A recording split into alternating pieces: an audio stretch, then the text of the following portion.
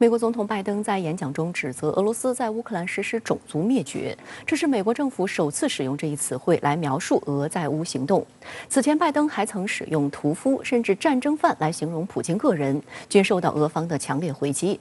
另据路透社的消息，德国总统施泰因迈尔原本计划访问乌克兰首都基辅，但他被乌方列为不受欢迎的人，泽连斯基拒绝与他会面，因此德国总统施泰因迈尔取消了访问行程，他也成为首个被乌方拒绝接待的西方国家领导人。周二，美国总统拜登在演讲中将美国国内正面临的40年来最高通胀归咎于俄罗斯。当日，美国最新公布的3月通胀率达8.5%，创1981年12月以来的41年新高。I'm doing everything within my power by executive orders to bring down the price and address the Putin price hike. Your family budget, your ability to fill up your tank, none of it should hinge on whether a dictator declares war and commits genocide half a world away. 这是拜登首次在官方表态中使用种族灭绝来描述俄方的军事行动。在布恰事件初期，拜登曾拒绝使用这一指控。No,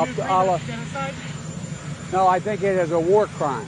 因此，在周二的演讲结束后，有记者进行了追问，但拜登再次强调了这一用词。Mr. President, what made you use the word genocide today?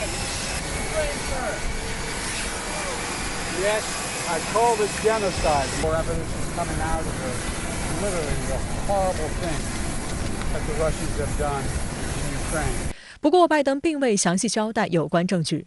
他声称，最终将由国际法庭来判断俄罗斯的行为是否构成种族灭绝。有分析指出，由于种族灭绝一词严格的法律定义和这一指控所承载的沉重含义，美方此前一直并没有使用。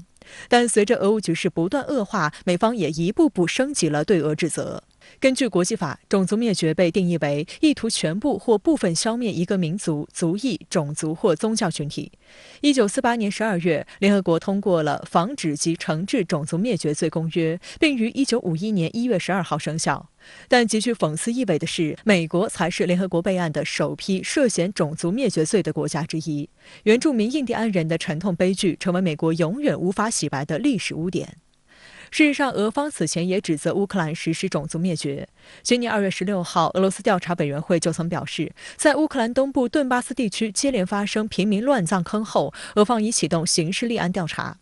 俄罗斯总统普京称，发生在顿巴斯的事件是种族灭绝，指控乌克兰政府继续侵犯人权，包括将对该国讲俄语人口的歧视合法化。外交部发言人赵立坚周三就此应讯时表示，在乌克兰问题上，当务之急是相关各方保持冷静克制，尽快停火止战。他强调，国际社会所做的任何努力都应为紧张局势降温，而不是火上浇油，都应推动外交解决，而不是使局势进一步升级。也是看到了俄罗斯在战场上的进展没有之前俄方预计的那么顺利，所以呢，我们看到其实美西方对俄罗斯的舆论战也在步步的加码。那么其实拜登的表态就反映了这样的一种趋势啊，我想他的目标啊就是彻底的把俄罗斯打造成一个国际上的孤儿，